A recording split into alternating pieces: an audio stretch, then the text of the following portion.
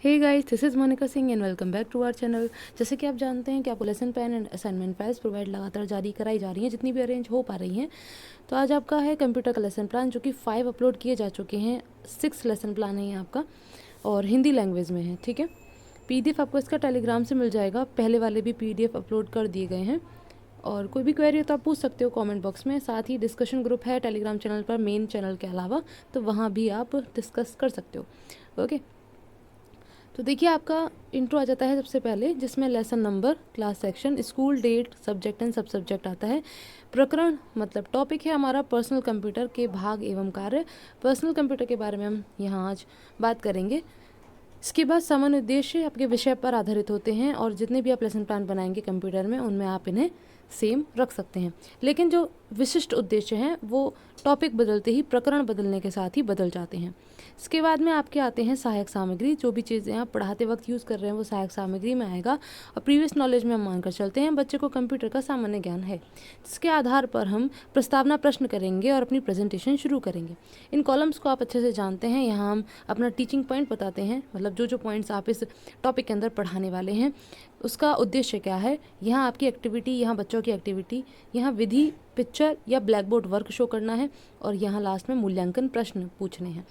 प्रस्तावना प्रश्न मैक्सिमम 5 कर सकते हैं। एक दूसरे से ये लिंक्ड होने चाहिए। ठीक है, ऐसा नहीं है एक क्वेश्चन कहीं से कर लिया दूसरा कहीं और से।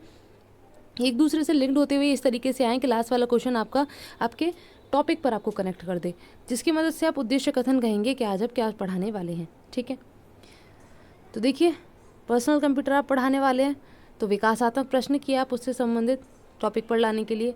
बच्चों ने आंसर किया, यहाँ विधि चल रही है। इसके बाद में आपने यहाँ बताया, छात्र अध्यापक कथन में एक्सप्लेन किया इसको। ठीक है, पर्सनल कंप्यूटर को। यहाँ बच्चों की एक्टिविटी है, व्याख्यान, विधि और ब्लैक बोर्ड वर्क शो कर दिया।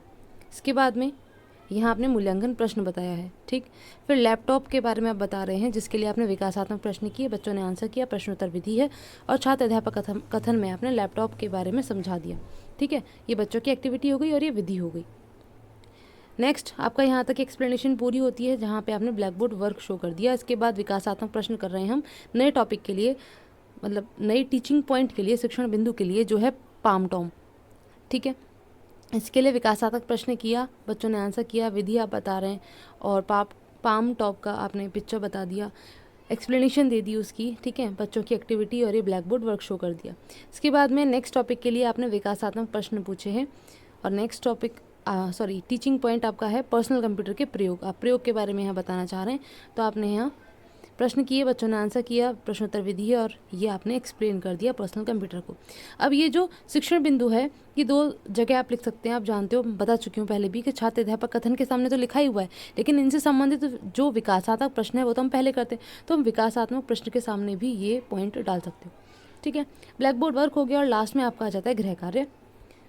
बच्चों ने अपने नोटबुक में गृह कार्य उतार लिया। मूल्यांकन प्रश्न में आपने बच्चों से मूल्यांकन कर लिया बच्चों का। मूल्यांकन प्रश्न आप जानते हो क्यों होते हैं, आपने जितना पढ़ाया है उसके जानने के लिए कि बच्चों को समझ में आया तो वो आंसर कर पाएंगे, इसलिए हम उनका मूल्यांकन प्रश्न द्वारा मूल्यांकन कर लेते हैं।